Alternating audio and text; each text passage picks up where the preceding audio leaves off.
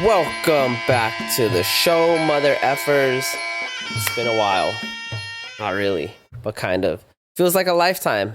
But here we are, back again. Another UFC breakdown. Thoughts, opinions.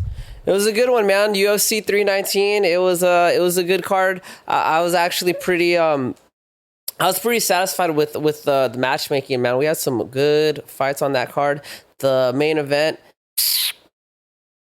I'll give my opinion on that at the end. I mean, it was whatever. I mean, my hats off to Kazmat Chaimiev. You know, honestly, that dude works hard. He's a monster. You know, IMO, in my opinion, I think it could have been a little bit more of an exciting fight. But whatever, dude. That dude made some life changing money. I'll bet you that night. And yeah, congrats to him. Spoiler alert.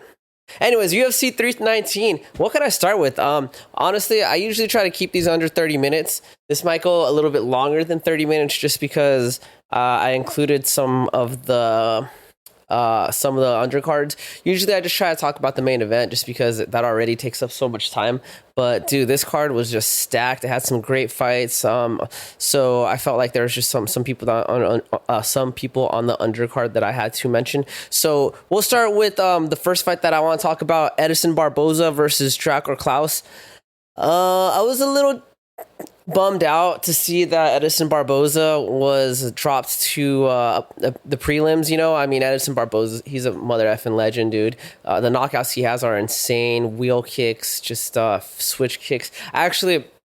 I kind of modeled my switch kick off of his. I used to watch how he would throw his, and I kind of like try to imitate it so I could throw mine a little bit faster. Because I mean, he has one of the fastest switch kicks in the game. One of the things I realized he does is when he pops off on that switch, he actually leans forward on it. So usually when you switch, it's like you're bringing your front foot and your front foot and you're sliding it slightly backward to your back foot, and then you're snapping it from there, right? That's kind of the traditional way of teaching you how to do it. Some people will go a little further back and kind of bring it back past the foot.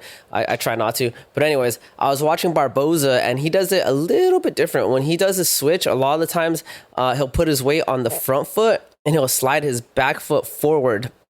And then off that, he'll use that as a kind of spring to snap his left foot to snap his left foot into the switch. I don't know if I'm describing that in the best way possible. I'd have to show it to you. But anyways, what this does is it allows your momentum to go forward. So you cover distance in a way that's a little bit more harder to read rather than like launching forward. You're kind of just sliding forward. And the other thing that it does is it allows you to snap it a little bit faster because the momentum is going forward with it. So I think you do lose a little bit more power because when I switch, I find that if I touch the ground solidly before I go into the flicking part, if I just slap my front foot down a little bit right before I snap it, I feel like I can push off and get a little bit more power, but I'm also sacrificing some speed with that because you kind of see when I touch the ground. So the way he does it, like I said, is he keeps that front foot planted, slides the back foot forward, and then he'll snap the front foot. I don't know. Try it. Maybe I'll put out a video about it. Who knows? But anyways, I really like the guy, man. I've tried, like I said, I try to adapt to switch kick into my game. He was on the prelim last night. I was a little bummed, but after watching the fight, I can understand why Dana had to put him on the prelim. You know, Barboza, he came out. I mean, the first round was pretty good. It was pretty even. I think right from when the bell rang, Klaus tried to press forward. You know, his style was a little bit more aggressive. He likes to clench and push people against the fence. And he said during his interviews, his game plan was to kind of use his size against Barboza. He said Barboza mentioned that he struggled with the bigger guys because they would just like be able to out wrestle him or out clench him. And so he just kind of was like, all right, let me just try to out wrestle and out clench him, which is, you know, honestly, like in most of Barboza's career, he's kind of primarily a striker, but not really like a strong Muay Thai base. It's like he uses a lot of Muay Thai, but mostly he likes to kick, and he'll land a couple straight punches and a couple. He's fast, like he can pop his hands and land a lot some good combinations, but he doesn't have like the traditional Muay Thai to where he's like comfortable in the clench and landing knees, you know. So usually when guys try to press him forward into the fence, he'll try to use angles and combinations. So like throw some combinations and try to slide and dip, you know, and use some to get his distance. He did the same with Klaus. Klaus charged forward in the first round, and I remember Barboza was just landing some crazy like 3-shot combinations, boom, boom, boom, move, boom, boom, boom, move. That first 2 minutes, I was sitting there like, damn, Barboza's got this.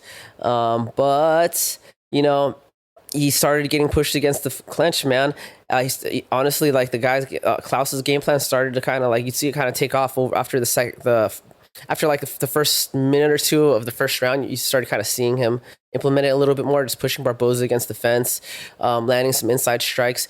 Barboza, I feel like, I really feel like he would benefit from using more of his knees, like if he doesn't want to out clench guys, if he doesn't want to wrestle guys, it's like he needs to at least get comfortable with defending in the clench, right? Trying to get a more dominant position where there's, with underhooks or a single collar, and then punishing them for coming into the clench, landing some good knees. He landed some good knees on Klaus. I think one of them in the first round, like you kind of saw it like sink in, and from what I saw, it looked like it made Klaus feel a little bit uncomfortable, but. But yeah, I mean, he did land a couple good knees at the end of the first round. So yeah, first round, I don't know, it was hard to score. I kind of had it about even. Second, or actually, no, I think in the first round. Oh yeah, and Klaus had some good foot stomps too. The first round, dude, I remember he had Barboza against the fence and he was just stomping on that foot. Like I think he landed like 18 foot stomps in that first round. Really, it really reminded me of Usman, except for he was like stomping hard as hell. Actually, dude, now that I think about it, I feel like Klaus's game plan was probably what you would see Usman try to implement, and just push him against the cage, use your clenching and stomp the foot and just be kind of annoying, and use your kind of more your power to dominate the circle, I guess you could say it. Yeah, so I think that's interesting. I wonder if they train together or whatever. But anyways, so yeah, when the second round started, you could see the swelling on Barboza's foot, and honestly, you can see that it was bothering him. Like his movement was kind of like hampered a little bit. He wasn't as bouncy as he normally would be, or at least from what you saw in the first round. I wouldn't say it was like a game killer, but it was definitely, those foot stomps definitely looked like they were being effective. I mean, Klaus's right hand kept landing. That was one thing I noticed too. One thing I noticed was Barboza was eating a lot of right hands. I don't know why. I think the reason Barboza was eating a lot of right hands was because he has the tendency to. He did two things. Barboza has the tendency to, when he throws body combinations, he likes to lean a little bit to the left, which a lot of guys like to do because it helps with the balance, But you just got to remember you're walking into danger. Land that body and get out. I like to land a body shot and then I'll long guard with my opposite hand, switch to my southpaw and back out, land that body, duck under, keep moving, I don't recommend going to your opponent, your left side, which would be your opponent's power side, too often, as you saw with Barboza. You just end up getting clipped with that right. And that's honestly a lot of what I saw was Barboza's footwork was, he has good footwork, but he has the tendency to circle to his left side, which is the natural side to circle to when you're pushing off, he would step to his left a lot, lining himself up with Klaus's right, and really all Klaus had to do was kind of lean forward and just kind of try to overextend his cross, and he was pretty much meeting Barboza's face like a lot of the times. It's kind of interesting because I felt like that's something that Barboza should have been able to pick up on. Like, I'm walking into that his right side, my left side. I should not do that, I don't know what was up with that. Or, I mean, maybe he just wasn't getting too hurt by it, and so he just didn't feel like he had to adjust. But they were landing, dude. And honestly, second round, I feel like went to Klaus. Not much to add to that. Honestly, the right hand for Klaus seemed to be with his right hand and his ability to push Barboza against the clinch. I mean, Barboza seemed like he kind of started fading around the second round, slowing down a lot. Maybe it was the foot stomps. I mean, I don't know. It's an unfortunate performance, but it is what it is, and that's how the game goes. And you also got to remember, dude, Barboza's like 39 years old, I believe, almost 40. So to compete at the level he's competed in, oh, dude, there was a point where they both were just spamming wheel kicks. Yeah, dude, that was pretty cool. Klaus, I think, opened up with a fucking hook kick, I think, if I remember correctly, in the first round, and then in the third round, Barboza threw one, kind of barely got him. Then Klaus threw one, kind of barely got him, and then I think Klaus did like a cartwheel kick or something. I don't know. It was an interesting end to the third round. But yeah, I mean, Klaus got it. Couldn't get off to him, man. He worked hard and he beat a pretty crazy striker like Barboza. I don't know what's next for Barboza. I don't know. Maybe we won't be seeing him for a while. Maybe he goes to a different league. Whatever happens, I'm glad I've got to witness a lot of his fights. But moving on, Chase Hooper, man. Chase Hooper. He was a pretty big prospect. He was young coming into the UFC. I kind of forgot about him. I haven't really seen a lot of his fights, but yeah, he's a Chase Hooper, tall, lengthy, white kid. Came in with a lot of good wrestling fundamentals, if I remember correctly. worked on his striking a lot. In general, it looked like he's been working his boxing a lot more. He did pretty good. He fought this dude Hernandez. I can't remember Hernandez's first name. I think it was like Michael Hernandez or something. Yeah, in the beginning, Chase was doing really good with using his distance, dude, sticking to his jabs, changing angles, switching stances. He did a good job at long guarding and just poking him, keeping him on the outside. He started landing a lot of kicks too. He was working a lot of teeps, a lot of left kicks, right kicks, just making Hernandez like have to work to get on the inside. There is a pretty big height disparity. I'm not sure the exact height disparity. I wish I wrote it down. That probably would have been important for you guys. My bad. Still, again, you still need all this. It was a very noticeable height difference. In most of the first round, it looked like Hooper was going to win that round. The last 5 seconds of the round, Hernandez ends up throwing a cross and just knocking him out. Literally the last 5 seconds, drops him. Maybe lands one or two strikes on top of him. I think they were like 2 hooks, boom, boom, and fight got called, man. Hooper got caught, dude. Honestly, Hernandez, he was very patient, waited for the right time to strike. You could see him kind of try to put stuff together. When you're fighting like a taller guy, dude, it takes a long time to get comfortable, because anytime you try to step in, it's like you're stepping into their range while they're still safe from your attacks. So that does something to your mental, and it also forces you to slow down, Hernandez did a great job with this camp. He was working a lot of his angles, a lot of footwork, changing stances. He was changing stances mid combinations, things that work really good against taller guys, just because it helps you close the distance fast. At the beginning of the round, he would kind of get in and land a punch or two, and then he would kind of exit, which I didn't understand why he was doing. And in my opinion, if you're the shorter guy, once you work to get on the inside, you should try to stay there a little bit longer, try to land a couple combinations, because your opponent, if he's got longer arms and you're like at his chest, it's a lot harder for him to punch him than it is you.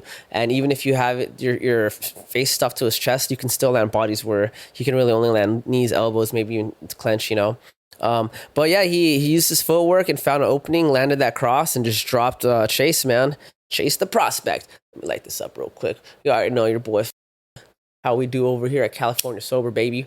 If you guys don't know what California Sober means, it's not that I'm sober. It just means that I smoke weed. California Sober, it's like a junkie term for smoking cannabis, because back in the day, if you went to rehab, if you were going to rehab in California, they didn't test you for cannabis. Now they don't test for a lot of they let you get away with a lot more now. But anyways, yeah, so Hernandez, good dude, first round knockout, last 5 seconds, and what a performance. A fight I want to real quickly mention, the Jessica Andrade Lupi Godinez, man. A lot of people always talk smack about female fighters because they talk about how the technique's not there, the power's not there, the speed's not there, whatever. A lot of it is, not a lot of it, some of it can be true. Yeah, obviously dudes were, like, if you take the highest competitive male and the highest competitive female, there's going to be a big gap. It's true. That's just a natural advantage. But I don't think that doesn't mean it's not going to be entertaining. I truly believe the entertainment value of fights are completely predicated on how similar the levels are of each fighter, right? I have watched two bar fights, right? 2 guys fight at a bar, had complete no knowledge of martial arts experience, never took a martial arts class in their life, were out of shape, but they both sucked equally as bad, and it was a entertaining fight. They were just throwing slobber knockers, was falling everywhere, they're just grabbing all weird, punching all wild, and falling over themselves. That shit was entertaining, man. You cannot tell me that watching 2 noobs fight is not motherfucking entertaining. If you don't believe me, when you find the 2 newest recruits at your gym, similar weight, throw them in the ring, and just see what happens. And I guarantee you, you're gonna be screaming out your lungs, having fun, telling them what to do. It's a good time. So I truly believe you can have good, entertaining female fights. You just gotta have them close to the same level, and you gotta have them be dogs. That's the other thing, as long as they're dogs, right?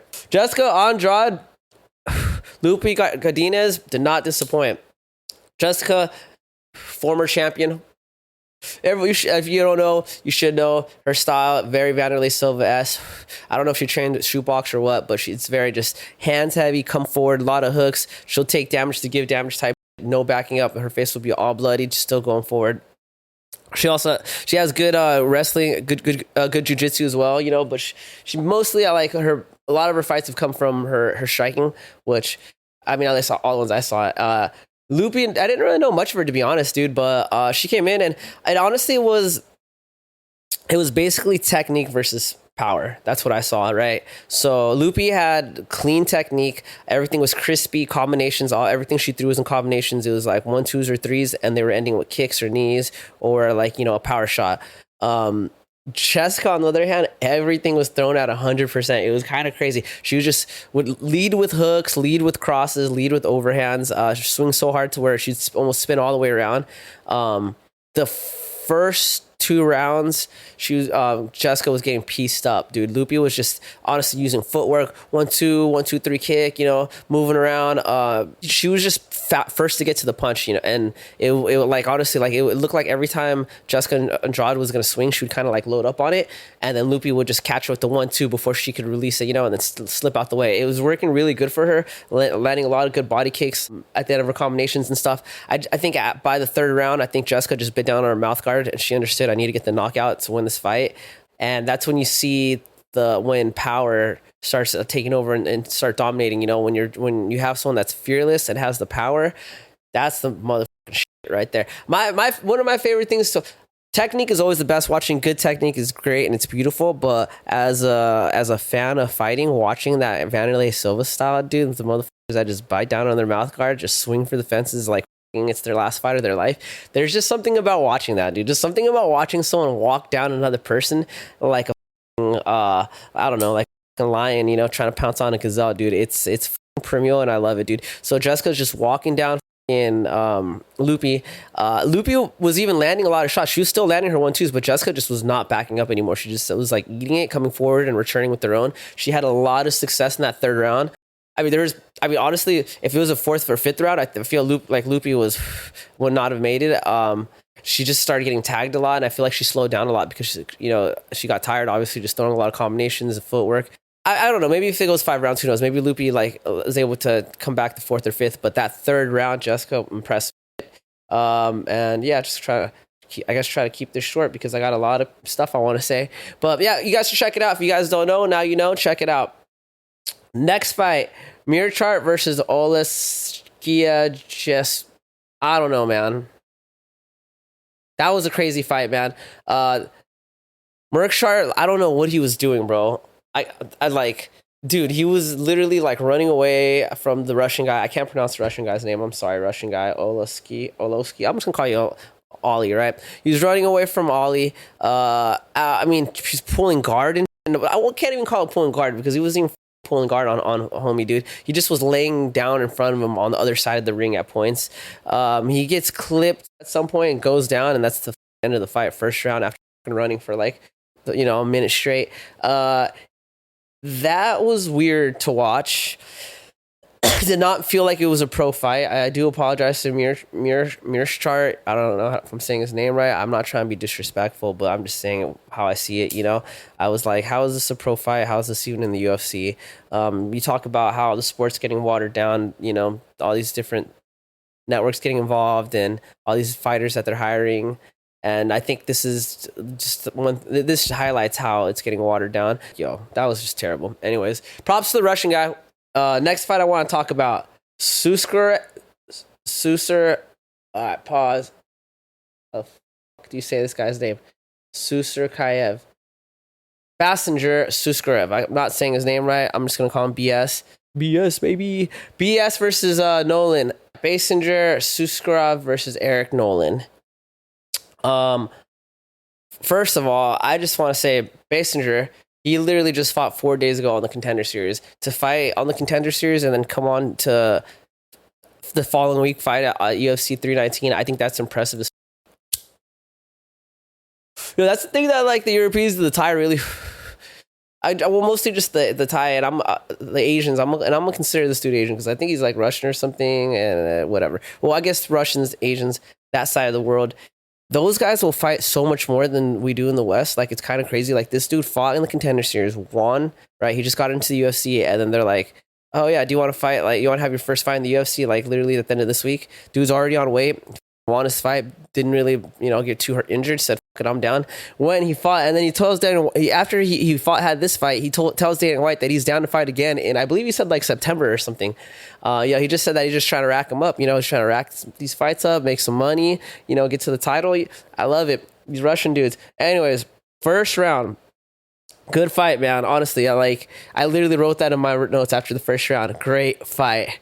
Bassinger, you know, he was more fluid and he seemed more comfortable and more fluid, because he just fought, but he was eating some shots early on by Nolan. I thought that, based off that first round, I really thought that Nolan was gonna win, dude. Uh, Pause. Yeah, off that first round, I thought that Eric Nolan was gonna take it, but as the fight continued, he just got, Nolan just basically started getting a little too saucy. He got too comfortable. I believe Bassinger landed at some point. This is the thing. Bassinger was landing. He landed a couple low kicks, right? And no, Eric Nolan, he didn't really like do anything about it. And honestly, Bassinger just threw I believe it was an inside low kick. It landed to the back of Eric Nolan's knee, and he threw it hard, but it didn't look like it was like fucking like 100% hard. But he did throw it hard, and I just think it was the angle of the kick and the placement of the kick. I think if I remember correctly, it like snapped his knee or something. He had to get carried out, and I think I'm pretty sure he needs surgery. So props up to Bassinger. He fought just on 4-day notice, and he fought 4 days ago. So I got to give it to my guy Bassinger, dude. Next fight though that I want to talk about: Kai Asakura versus Tim Elliott. This is a flyweight bout, man. Tim Elliott's been around for a long time, dude. I think he's been fighting in the UFC for like over 20 years. I remember seeing him like a long time ago, dude. Honestly, it's kind of crazy that he's still fighting. He doesn't fight as much as he used to, which is good. He's older, recovering more.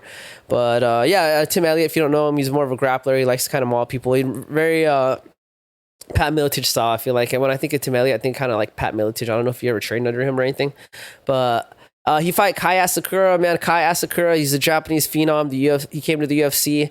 He had his first fight with, I believe it was Pantoja. He lost, and we didn't get to see that much of him.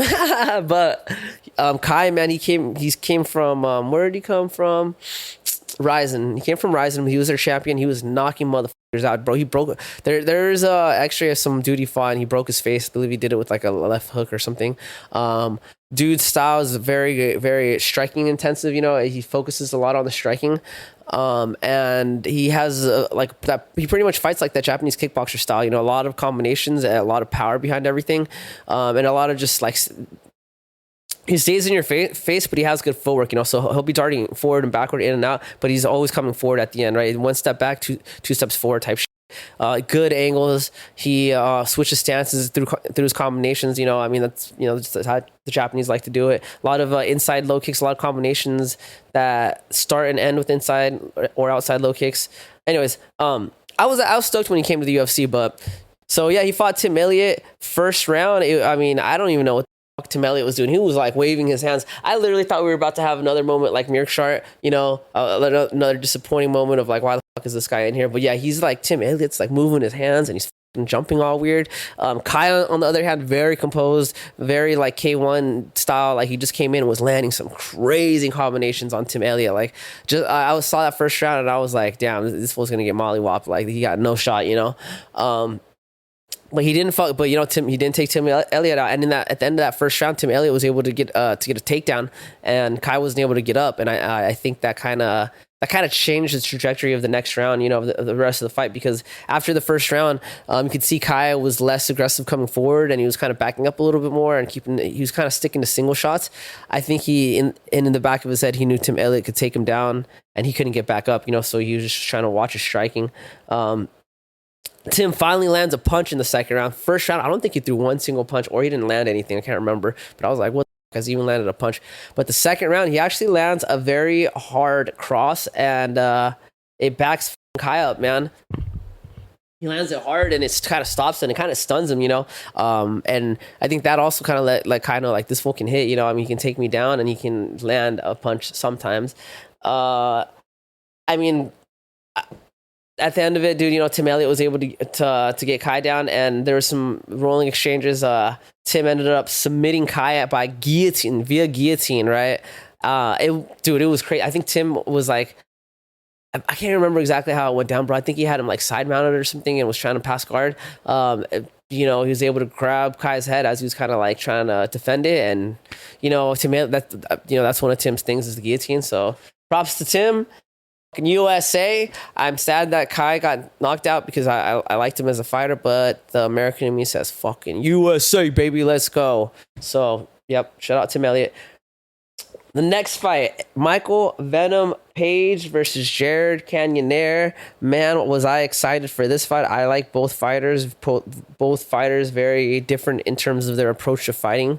Jared Cannonier, he's fought across 3 weight classes. He's got knockouts in all 3 weight classes. I think there's only him and one other person that have had 3 knockouts in 3 different weight classes. So that's a cool little trophy or whatever to have, right?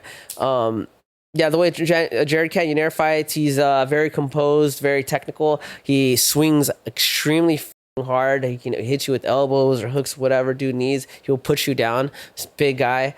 Michael Venom Page, if you guys don't know him, my UFC people might not have never heard of him, but he came from Bellator. He was one of their champions. Dude has crazy highlights. He knocking people out with weird angles, weird kicks. This dude was like a karate guy. He took Shadokan karate for hella years and then got into MMA. So his base is Shadokan karate, and he still fights like that style, hands down, darts in and out. Very fast, very explosive. Kind of reminds me of Wonder Boy. Very exciting fighter to watch. He broke someone's skull with the hook.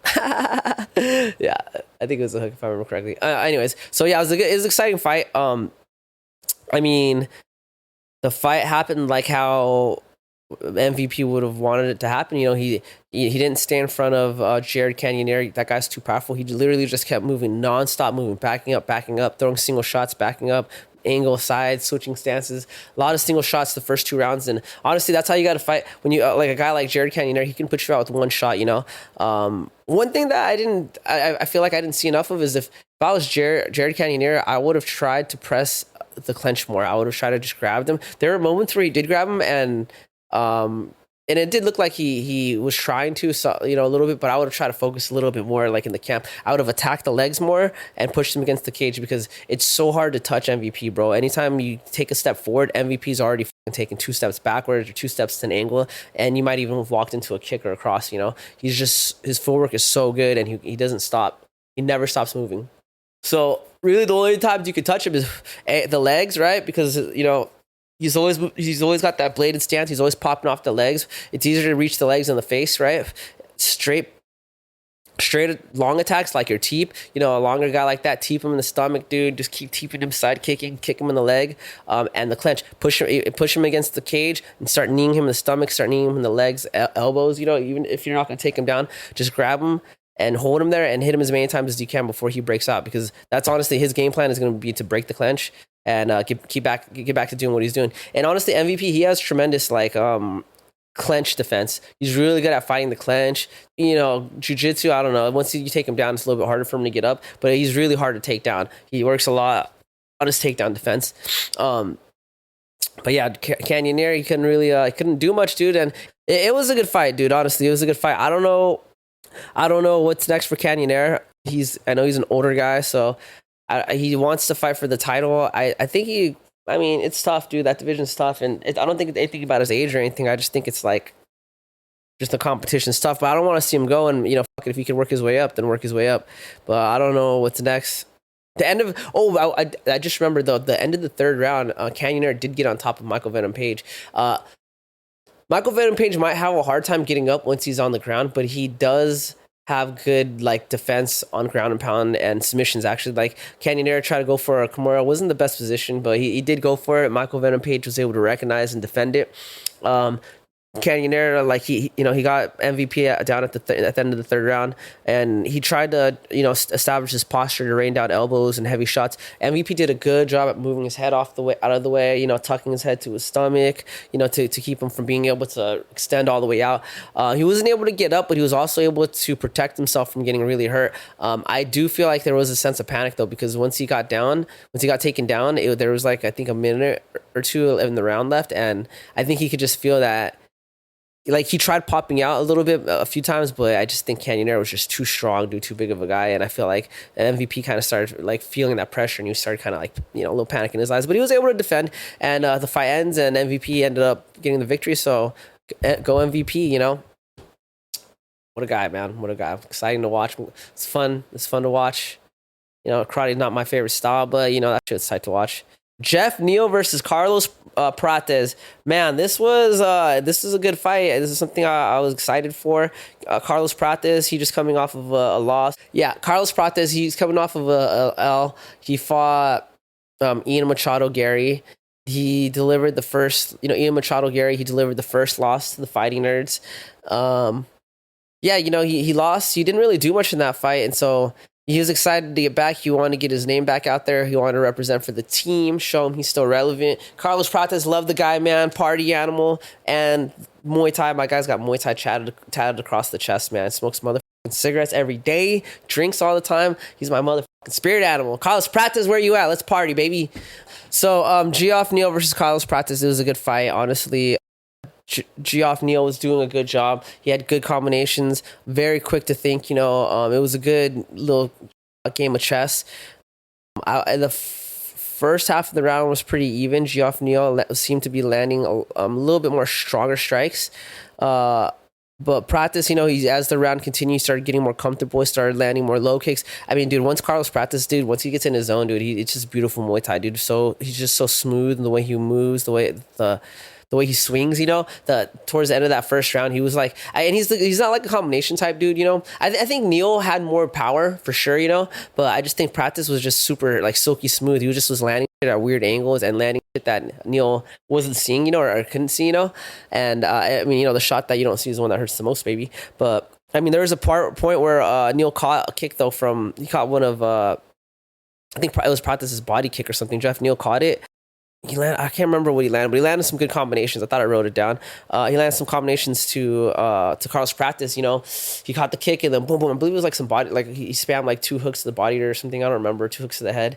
I don't know. Your boy was smoking when he was watching it. And now he's smoking when he's talking about it. I gotta get better with my notes, man. Maybe I'll get an AI or something to help me out with these things. But anyways, yeah, it was a good fight. Prates, it seemed like he started landing a little bit more knees, towards the end. The knees looked like they were doing damage, but my boy ends up getting a freaking spinning elbow in the end of round 1 with 1 second left in the round. Dude, freaking split the side of freaking Geoff Neal's head open. This dude hit it and went down and just did not want to get back up. And you know what? Like, when you get hit hard the last second of the round, it's like you can probably kind of play it off. Like, if you just get up real quick, find your way to your corner and get to it. Neal didn't even want to get up. This fool laid on his back and he's like, I'm done. That fool got hit so hard. They did a replay and you can hear the sound of the elbow going against the skull, and it wasn't even like a loud clunk. It was like a low and deep like clunk. Joe Rogan described it as sounding like a baseball. Like someone hitting a baseball. That's a good definition, or that's a good analogy, I guess. But man, I mean, that was a crazy fight, dude. Prates, good to see him. Exciting fighter. Hats off to him. What's next? I don't know. But Aaron Pico versus Leron Murphy, man. Aaron Pico, there's so much hype with this guy, dude. I always gotta give him a shout out because he's a California native. He used to live out here in LA. He trains, I think, in New Mexico, so he lives out there. But he's a local, and so I always got to show love to my California people. So shout out Aaron Pico. He fought Leron Murphy. Murphy, I saw him fight like once or twice. The one thing I can remember was he was British. Honestly, I don't know. That was all I can remember. But Leron Murphy, he's no slouch. Fight. I mean, it only lasted the first round, and all I can say was, I mean, I was impressed for what I saw from Pico, for what I could see. I mean, Pico was pushing, he put on the pressure, he was in his face, good boxing, literally just pushing him against the cage and just not like respecting him at all. He was swinging hard, swinging fast, very aggressive. He just got caught, man. He was moving to Leroy's left side, and Leroy just set up a spinning back elbow. Literally got a spinning back elbow knockout right after we got a spinning back elbow knockout from Carlos Prates. I mean, as a fan, what else could you want, man? I was like, oh shit, dude, cool. 319, baby, we here. But yeah, Aaron Pico just got caught slipping, and he got hit with that spinning back elbow, and it was done, bro. That's crazy. First round too, if I remember correctly. Yeah, first round. Overall, though, Aaron Pico, he's in the UFC now. I like what I saw. I think he still has a bright future ahead of him. So You know, that's the thing, dude. This is MMA, dude. I'm a real MMA fan. Just because you lose the fight, I'm still a fan, dude. I'm here to see the good fights. I don't need to see someone reign undefeated. This isn't boxing. I don't give a fuck about none of that. I just want to see good fights. I want to see people get tested, and I just want to be entertained, baby. So Aaron Pico, he entertained me for what I saw. Shout out to Aaron Pico. We'll see what's next. Now we're on to the main event. Duplessis and Duplessis and Khamzat Chimaev. I mean, this fight went how people thought it was probably going to go down. It could have only gone down one of two ways, right? So it was going to be a mauling by Khamzat with the grappling, or it was going to be Khamzat gets tired and then DDP takes over with brute strength. I think this fight proved that DDP, while very strong, Khamzat is also very strong. I mean, he was able to put the pressure for all 5 rounds. Pretty much took DDP down immediately in the beginning of every round, either within the first takedown or two, and just laid on top of him. He was able to get DDP in the crucifix a few different times. Like a few different times. It was kind of crazy. Didn't do a lot of damage though, bro. Honestly, I mean, DDP had some red on his face, but I think by today, probably not going to notice much. I mean, put on a little makeup and, you can go out with your girl and all that and live life. I don't know. Take some Instagram pictures. But I mean, DDP didn't do no damage at all, though. Like, literally didn't even touch Khamzat. It was disappointing, man. I don't like to see main events like that, I get it, it's MMA, and we're here to see what style is the best style, but it's also entertainment, man, and if it's like your style is boring, it's like, dude, this is hard to sell, and it's just bad for the sport, I think, in my opinion. That's just me, though. Maybe I'm just a hater. I do prefer the striking and stuff. But Khamzat, I do like Khamzat. I think Khamzat's a sick fighter, I've been a fan of his. I like his persona. I just wish that, he used his wrestling to set up finishes or to do more damage, It's like there's no, you can put someone in a crucifix and give them little baby shots, but if you can't land big elbows or anything, it's like maybe instead, try to get the full mount position and try to, posture up and land some strikes. I don't know. I'm not the one in there, so I can't make these decisions, right? Just win the best way possible. I think that's the mentality. Win the easiest way possible, taking the least amount of damage. And at the end of the day, like, this is like his job, right? It's like he was given an opportunity to make a lot more money, get ticket sales and all this.